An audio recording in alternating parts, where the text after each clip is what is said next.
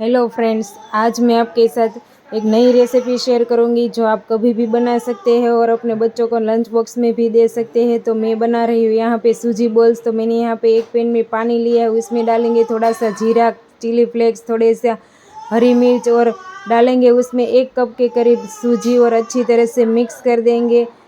अब हमारा डो है वो अच्छी तरह से रेडी हो चुका है। अब उसमें थोड़ा सा तेल डालेंगे और अच्छी तरह से मिक्स कर देंगे। तो हमारा डो रेडी हो चुका है।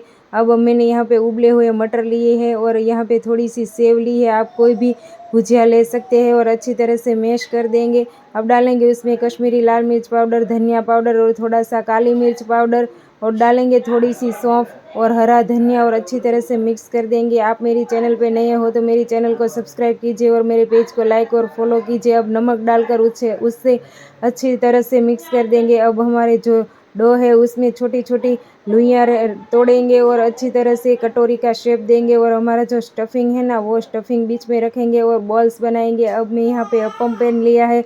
अब अपम पैन में हम उस सारे बॉल्स को रख देंगे और अच्छी तरह से दोनों और क्रिस्प होने तक हम सेक लेंगे। तो तैयार है हमारा सूजी बॉल्स।